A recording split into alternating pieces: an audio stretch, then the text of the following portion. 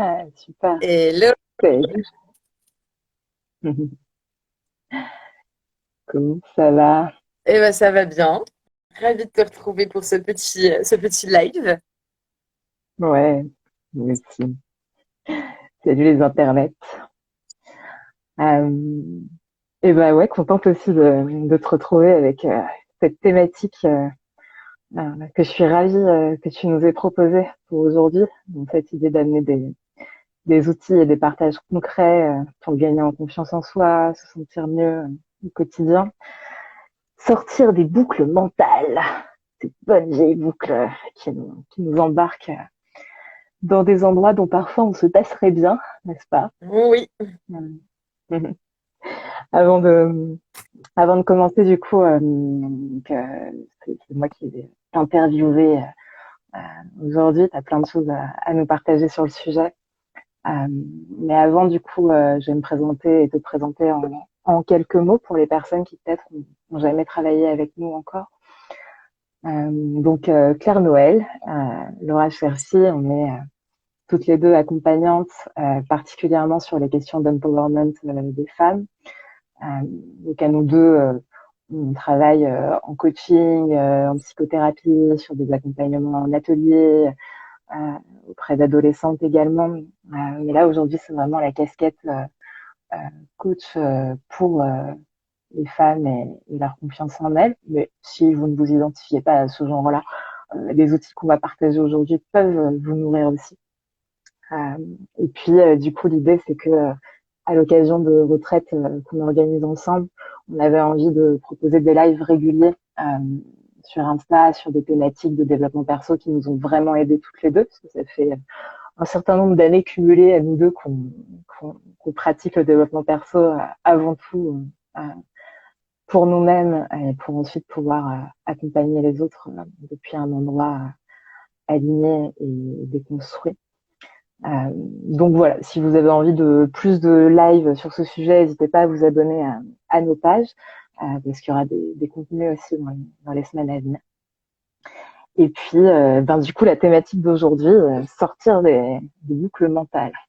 Est-ce que tu peux nous dire, avant de commencer, pourquoi tu avais envie qu'on aborde ce sujet-là aujourd'hui? Je pense que c'était important pour moi de faire ce live-là avec toi aujourd'hui sur ce thème. Parce qu'en fait, alors déjà, moi, c'est quelque chose que j'expérimente, comme j'imagine beaucoup de gens.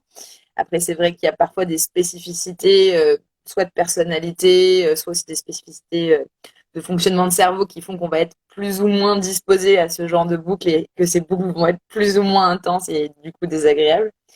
Et en fait, à partir du moment où moi j'ai commencé à travailler là-dessus, à mettre de la conscience dessus et à essayer d'identifier les outils et les leviers pour pouvoir, moi, gérer ces espaces-là, faire en sorte que ça soit le plus écologique possible pour moi, mais aussi dans mes relations pour éviter d'avoir une espèce de diffusion un peu venimeuse sur mon entourage dans ces cas-là, ça m'a permis aussi de briser un peu une sorte de loi du silence autour de ces thématiques-là et quand je me suis retrouvée à en parler autour de moi, je me suis rendu compte du nombre de personnes qui expérimentaient la même chose et avec cette même sensation de honte, de culpabilité, de se dire, mais surtout pour des gens qui sont déjà un peu engagés dans un chemin de développement personnel ou de thérapie, de se dire, mais non, mais je devrais pas être dans cet état-là, qu'est-ce qui se passe?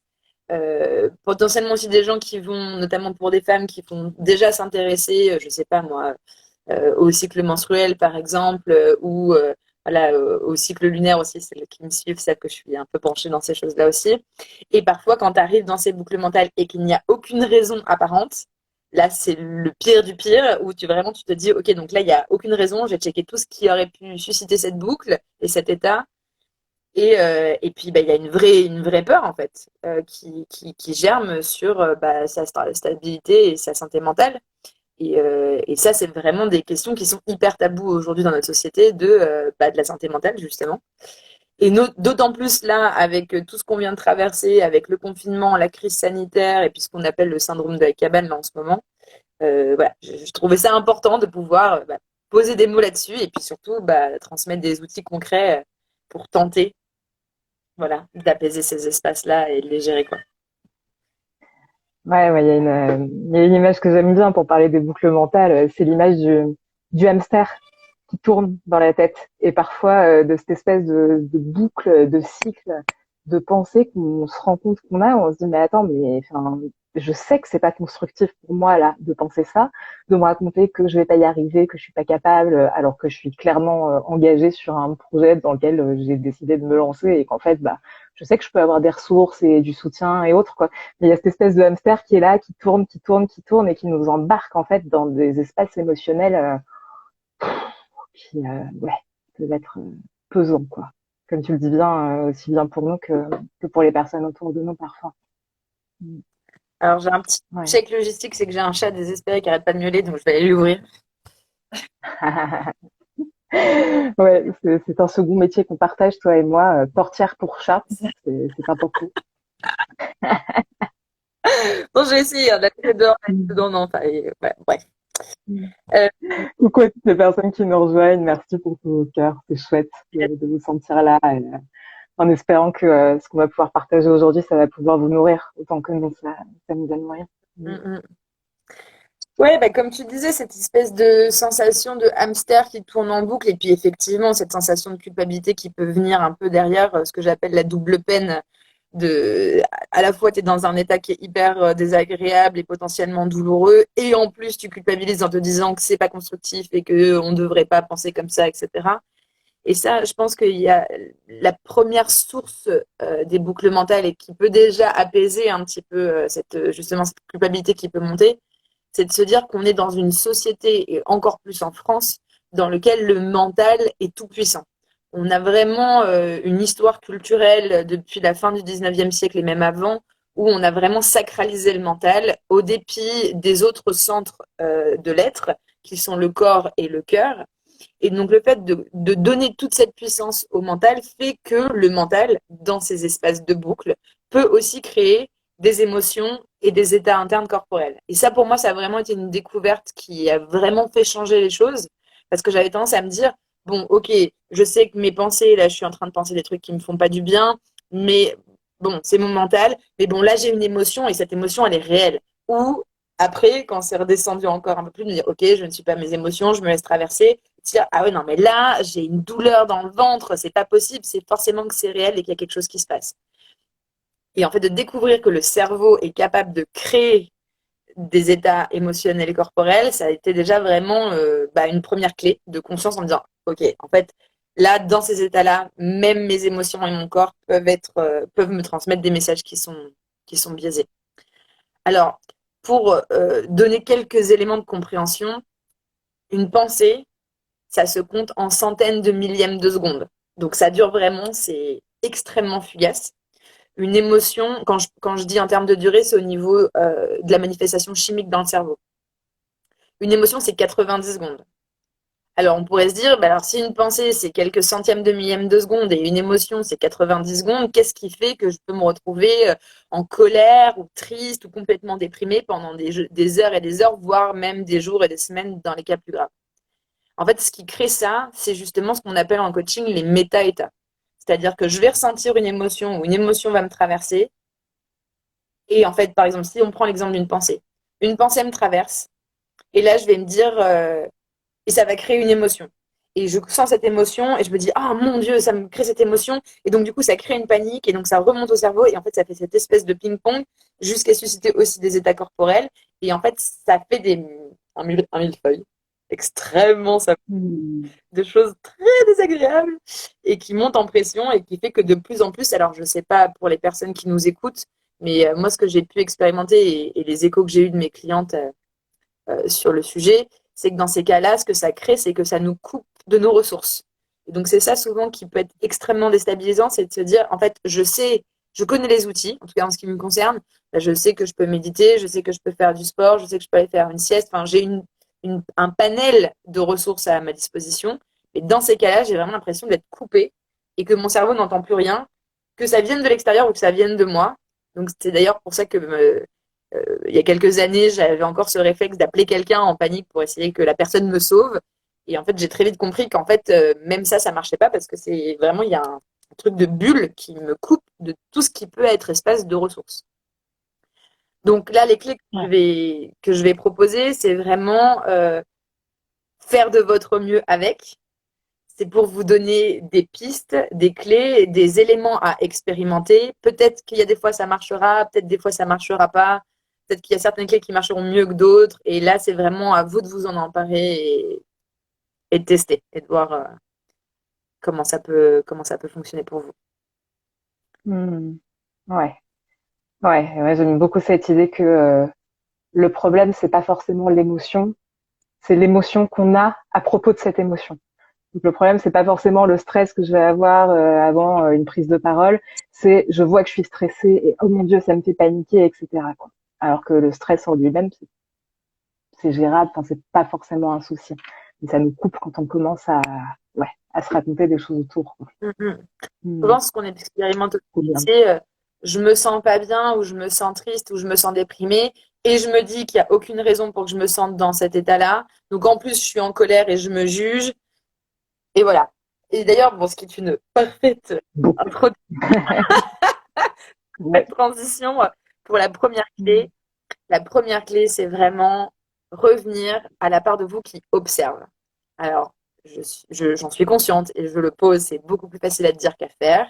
C'est essayer dans ces cas-là de venir se désidentifier et du mental et de l'émotion et du ressenti corporel. Et vraiment reprendre cette position d'observation en se disant, OK, alors là, concrètement, je suis où?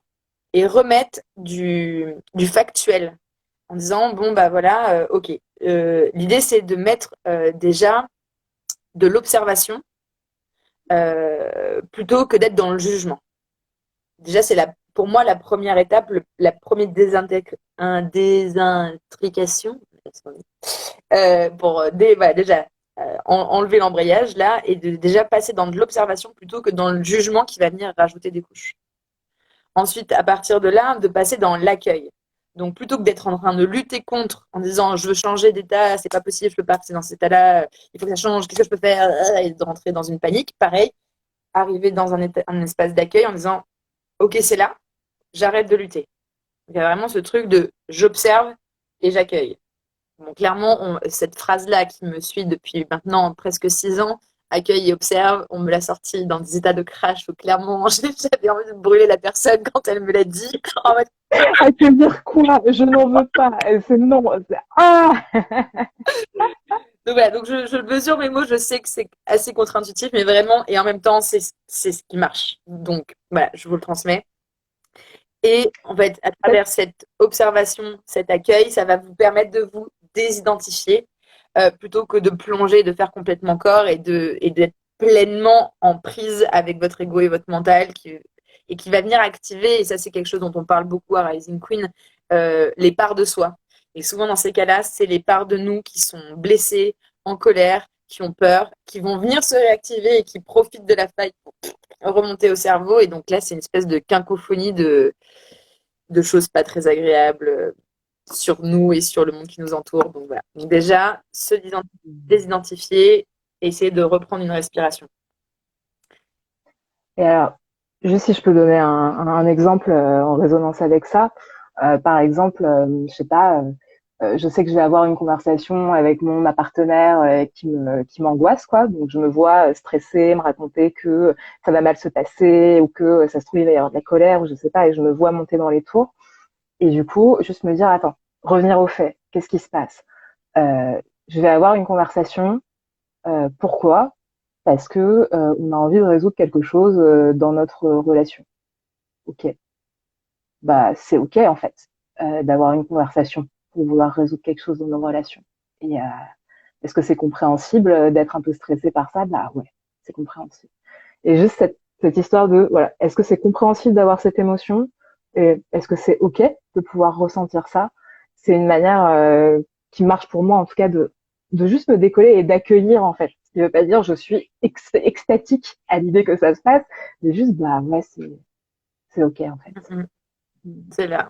Et puis de se dire aussi que cette notion de faire de son mieux qui est que bah, potentiellement l'espace où je suis aujourd'hui, bah, peut-être que demain ou plus tard je serai dans un espace encore plus serein et peut-être qu'avant j'étais dans un espace beaucoup moins serein et on peut aussi voir aussi cette perspective. Je pense qu'il y a quelque chose qui est aussi extrêmement aidant. Alors, avoir une fois de plus, hein, vous allez vous approprier les clés, les mettre dans le sens qui vous convient.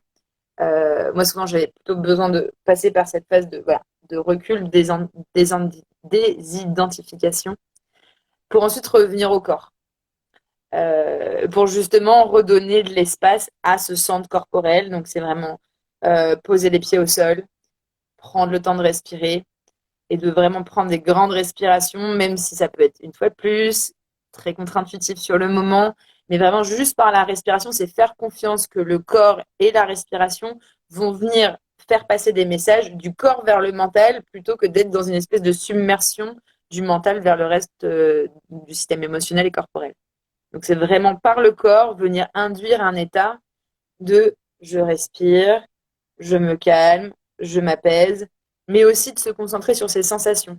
Alors, pour celles et ceux qui nous écoutent, si vous ne connaissez pas la pratique de la pleine conscience, pour les boucles mentales, pour la gestion du stress, pour les crises d'angoisse, c'est vraiment quelque chose qui est hyper puissant en termes d'ancrage. C'est vraiment se concentrer sur, OK, qu'est-ce que je sens?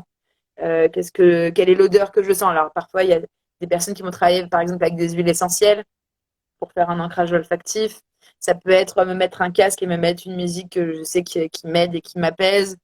Ça peut être juste me masser les mains, passer mes mains sur les cuisses, ou même juste trouver votre petit geste à vous qui va faire que, voilà, par exemple, j'avais un ami, il avait pas mal de problématiques de crise d'angoisse, et c'était, voilà, dès qu'il se sentait qu'il montait dans les tours, c'était revenir à ça, fermer les yeux, poser les pieds au sol, respirer, et juste faire ça, et se concentrer sur les sensations dans le corps. Que ce soit la température, la texture. Si vous avez un objet aussi, il y a des gens qui travaillent avec des objets, ça peut être les balles anti-stress, ou si vous avez une pierre que vous aimez bien, un objet dont vous aimez la texture, un tissu. Voilà, tout ce qui peut vraiment vous faire redescendre dans vos sensations et qui va en fait focaliser aussi votre attention sur ces sensations plutôt que sur le petit moulin qui est en train de s'exciter. Mm. Tu citais aussi la cohérence cardiaque, il y a plein d'applications en ligne sur les téléphones, etc., pour faire de la cohérence cardiaque, voilà, qui vous guide hein, sur cette rythmique de respiration et qui peut être hyper aidante. Et ouais, parce que du coup, juste cette respiration, elle va mécaniquement, automatiquement réguler le système nerveux, en fait. Mm. Donc, Oui, c'est ça. moi, je trouve que la cohérence cardiaque, c'est vraiment l'outil le plus simple et universel. Et après, évidemment, tout ce qui est pleine conscience, ancrage et autres. Et on vous enverra des ressources, du coup, les ressources desquelles on parle, on vous en parlera à la fin du live. On pourra vous transmettre tout ça. Mm. Ouais. Ok, donc revenir à la partie de nous qui observe, être dans l'observation plutôt que dans le jugement, ce qui permet de se désidentifier et d'accueillir, c'est-à-dire que bah c'est ok en fait. C'est pas- et puis revenir au corps du coup, notamment à travers notre respiration, et aussi se concentrer sur des sensations qui vont nous faire du bien et nous permettre de redescendre. Là, l'idée avec le fait de revenir au corps, c'est vraiment d'influer chimiquement sur l'état du cerveau. Ça peut paraître. Moi, c'est pareil, c'est cet ancrage dans la partie scientifique des neurosciences et des états internes et des états corporels, vraiment à partir du moment où j'ai compris que tout, tout, tout stimuli, en fait, envoyé soit par le corps émotionnel, soit par le corps physique, soit par le mental, se traduit par des signaux et des productions de substances chimiques, de me dire, OK, bah, du coup, je peux, à travers mon corps, envoyer une substance chimique qui va venir déjà participer à apaiser. Je dis participer, une fois de plus, pour avoir expérimenté des crises particulièrement intenses et pour accompagner des personnes qui sont particulièrement hypersensibles, etc. Ça peut aller très loin, donc ne venez pas vous culpabiliser si l'ancrage dans le corps ne suffit pas. C'est pour ça qu'il y a d'autres clés. La troisième, ça va être revenir au cœur. Dans l'idée de revenir au cœur, c'est justement l'idée d'avoir essayé de se désidentifier, d'avoir essayé d'amener un peu d'apaisement avec la respiration et avec de l'ancrage corporel, de venir écouter, ok, donc là, je suis en crash, qu'est-ce qui se joue pour moi? C'est quoi les émotions qui sont présentes? C'est quoi justement peut-être les parts blessées ou les parts affolées ou en colère qui sont en moi, qui s'expriment et qu'est-ce que ça dit? Et là, je fais écho du coup au live qu'on a fait la semaine dernière sur les besoins parce que souvent ça va ensemble. Alors, un exemple, il y a eu un mot, une phrase posée par mon ou ma partenaire qui m'a fait monter dans les tours. Je sens bien que peut-être parce que je suis particulièrement fatiguée ou stressée en ce moment, je le prends au quart de tour et je monte. Et au moment où je reviens dans le cœur, je me dis, c'est quoi le problème? Ah là, j'ai besoin de considération, ça va pas du tout. Et puis de toute façon, si je laisse passer ça, bah après, ça veut dire que je vais tomber dans une relation de manque de respect, où je vais être complètement abusée, et puis ça va remettre en place des schémas répétitifs, et là, là. Je me dis, ok. Sauf que là, du coup, et d'où l'idée de l'importance de cette partie de nous qui observe, petit disclaimer pour le thème du prochain live, ça va être de justement te dire, mais attends, si là ton besoin c'est un besoin de considération, tu comprends bien que de te lever, d'aller lui hurler dessus en lui jetant des trucs à la figure, ça ne risque pas de faciliter ce besoin de considération et de présence et de tendresse dont tu as besoin. Donc voilà, c'est aussi cette idée d'aller voir, ok, donc de quoi est-ce que j'ai besoin? Ok, j'ai besoin de considération, etc. Et peut-être de dire, de prendre cette part de nous, justement, ce parent intérieur ou ce self, cette part de nous qui sait, de pouvoir aller voir cet espace-là et dire, ok, tu as besoin de considération, bah déjà, moi, je te considère. Je t'entends et je t'écoute. Et après, d'aller de là, identifier les besoins, comme on l'a vu dans le dernier live. Donc là, je vous inviterai à aller voir notre live de la dernière fois et voir ce que Laura nous transmettait justement sur comment prendre soin de soi en identifiant ses besoins en fonction de ses émotions. Donc ça, Ouais, vous pouvez le trouver sur la page de Claire ou sur la mienne. N'hésitez pas à aller voir. C'est riche. mm. Et puis c'est une très bonne, ça peut être une porte de sortie. C'est-à-dire en fonction du niveau de crise dans lequel vous êtes ou du niveau de boucle mentale dans lequel vous êtes, déjà venir poser de l'attention et de la conscience sur quels sont les besoins. En tout cas, pour moi, je sais que ça peut être déjà très apaisant en me disant, ah, ok, c'est ça. Et puis là, du coup, je peux mettre un peu plus de rationalité parce que étant déjà un peu d'identifié et puis calmé et apaisé, pour me dire, ok, bah là, c'est ça ce besoin-là. Mais là, clairement, il est 2 heures du matin, c'est pas maintenant que je vais le résoudre. Donc, ok, je m'engage avec moi-même demain à prendre soin de ça de telle façon. Et déjà, ça peut déjà enfin, percer l'abcès, quoi et vraiment permettre de sortir de sa boucle. Et enfin, si vraiment ça ne fonctionne pas, il y a la version que moi j'appelle la version un peu arrachage de pansement, parce que c'est sur le moment ça peut être vraiment très contre-intuitif et en même temps c'est très efficace. C'est d'aller forcer le mental, aller donc voilà quand je dis arracher le pansement, ça va avec ce mot de forcer le mental, donc c'est vraiment ça demande un effort à ce moment-là. D'aller focaliser le cerveau sur autre chose. Donc de forcer le mental à sortir de sa boucle en le focalisant sur autre chose. Ce qui est souvent le plus accessible, en tout cas de mon expérience, ça va être de changer d'espace.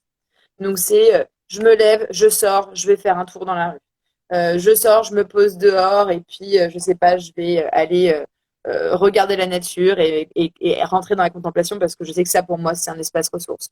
Je vais aller me prendre une douche, je vais aller prendre un bain, je vais faire du sport. C'est vraiment une fois de plus, toujours avec ces systèmes chimiques, mettre mon corps dans un autre espace où ce que je vais recevoir va venir modifier l'état chimique dans lequel je suis plutôt que de rester chier dans ma chaise et de dire que c'est horrible et que le monde va mal et que ça ne sert à rien.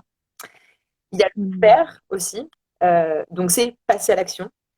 Souvent, c'est boucle mentale, alors je dis pas que c'est pour tout le monde, mais ça peut, et à vous de voir si ça résonne pour vous.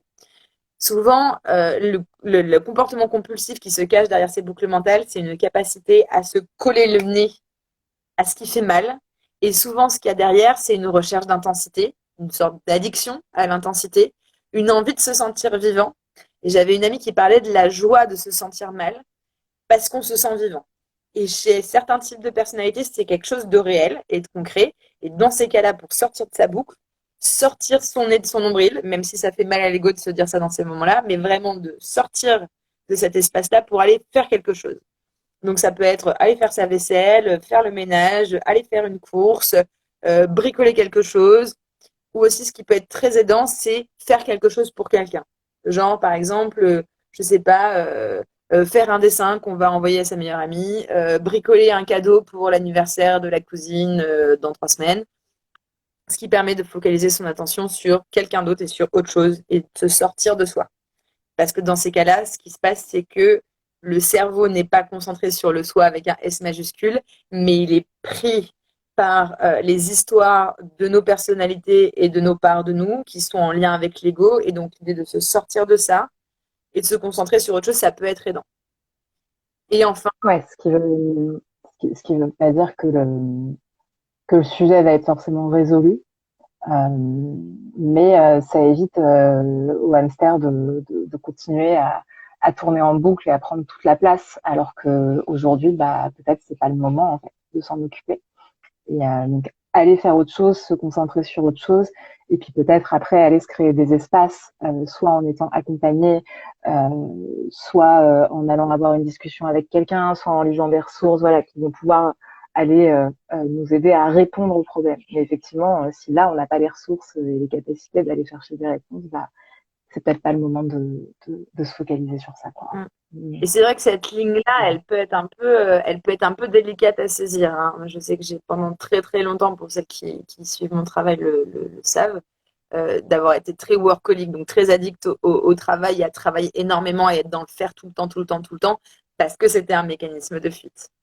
Après, là, l'idée, c'est vraiment sur cette clé, et comme tu le précises très bien, c'est vraiment l'idée, c'est au moment où on n'arrive pas à connecter à ses ressources, de pouvoir sortir de cet état qui a tendance à monter et monter, monter, monter, monter, monter, monter, monter, jusqu'à potentiellement provoquer des états vraiment, qui peuvent vraiment créer des blessures ou créer des interactions avec autrui qu'après potentiellement on regrette.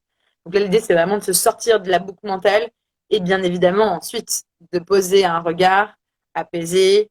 Euh, Soit le problème s'est dissous de lui-même parce qu'en fait c'était surtout une espèce de puzzle de trucs nauséabonds et on se réveille le lendemain en se disant c'était quoi le problème en fait, ou de pouvoir se dire ok, là effectivement je reprends l'exemple de la discussion avec le partenaire, de réussir à 2 heures du mat à aller se coucher parce que là c'est pas le moment de régler le truc, et de pouvoir revenir le lendemain apaisé et ouvrir la discussion avec le ou la partenaire à ce moment-là en disant bon bah voilà, hier il s'est passé ça pour moi, ça m'a mis dans tel état là, n'empêche qu'il y a vraiment eu cette phrase qui fait que c'est venu toucher à tel besoin ou telle valeur chez moi et ça j'aimerais bien qu'on en parle. Mais du coup, ce qui permet effectivement, comme tu disais, d'ouvrir une discussion constructive plutôt que d'avoir une irrationalité qui parle et une souffrance qui parle. Ouais. Mm. Et pour boucler, l'outil vraiment suprême pour moi, et ça a été, et je vous invite à consulter les travaux de Mathieu Ricard à ce sujet sur la gratitude et sur la pratique de la gratitude.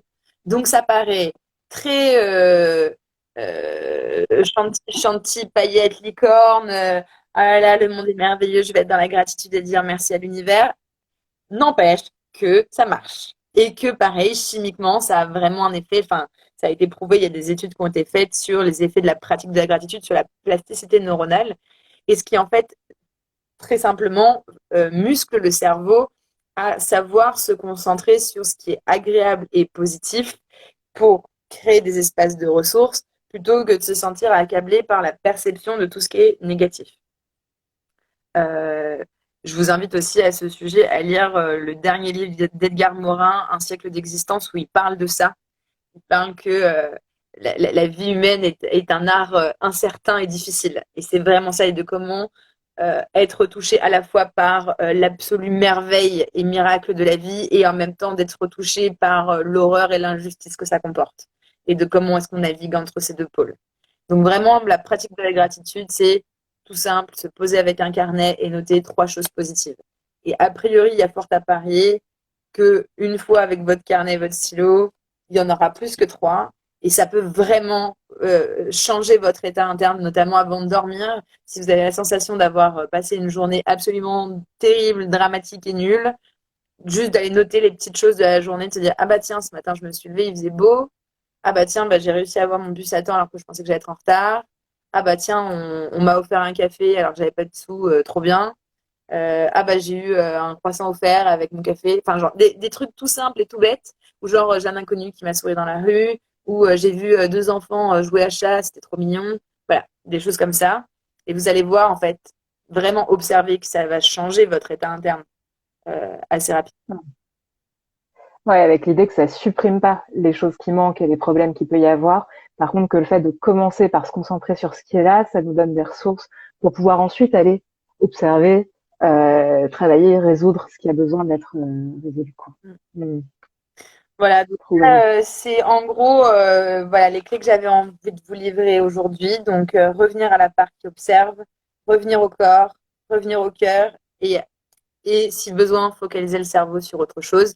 Et comme vous le disiez, Laura, si vous avez envie d'en savoir plus, vous nous envoyez un petit mail et puis moi, je vous enverrai une liste de ressources, de livres, d'auteurs, de vidéos à aller consulter si vous avez envie d'approfondir ces sujets-là. Yes, super.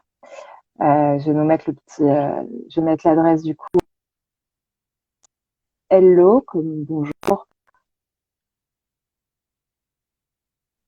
Voilà, vous pouvez nous mettre un petit mot d'amour, nous partager aussi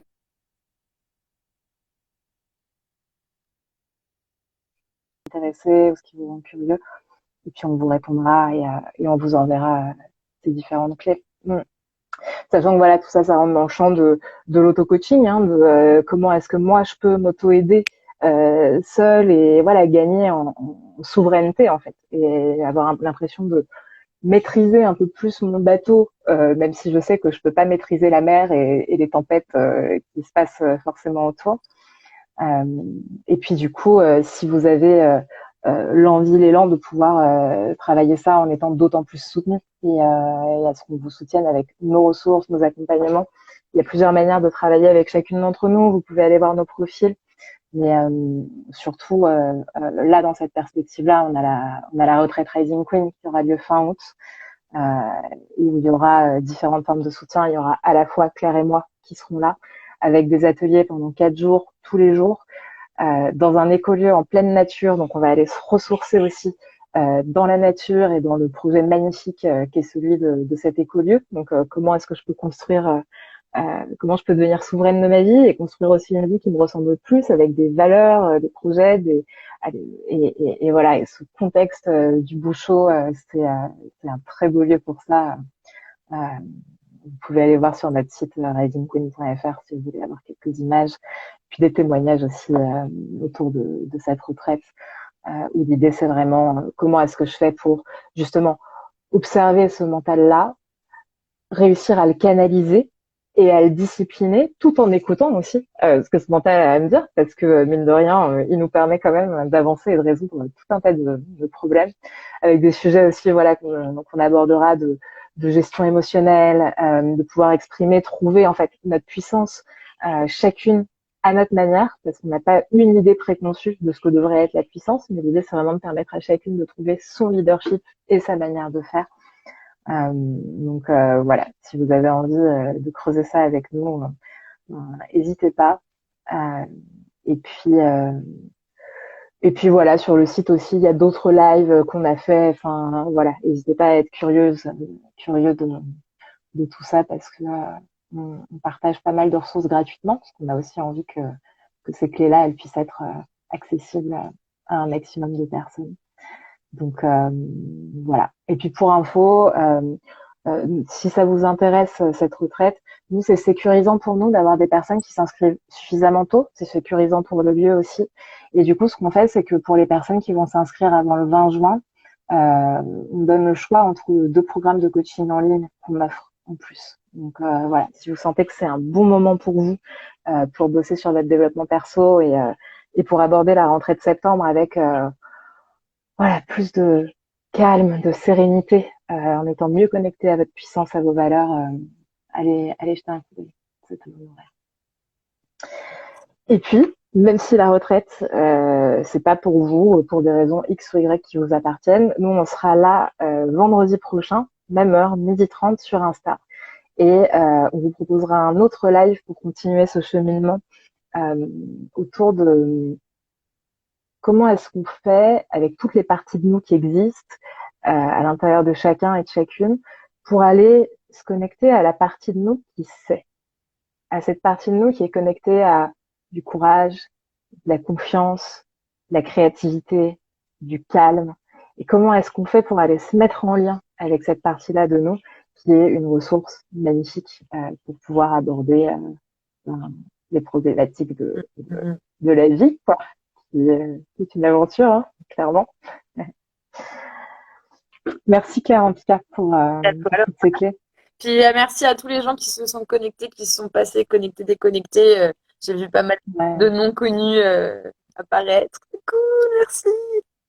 Ouais, c'est soutenant quand vous êtes. Enfin, on sait que moi j'ai vu que la plupart de mon réseau était plus branché replay, mais c'est soutenant pour nous aussi quand on vous voit en ligne. Donc merci à ceux et celles qui prennent le temps d'être là. C'est cool. Yes. Et puis du coup, on laissera le replay disponible et si vous sentez que ça peut aider des personnes autour de vous, s'il y a des personnes avec qui vous avez des conversations comme ça sur comment je gère mon stress, mes émotions, etc., n'hésitez pas à leur partager le live. L'idée, c'est que ça se diffuse et qu'on puisse transmettre en fait toutes ces clés qui sont vraiment aidantes. Mm. Mm, mm. Bonne journée à vous et puis au plaisir du coup. Ouais. Salut, Salut Claire. salut Laura. Ciao. Mm.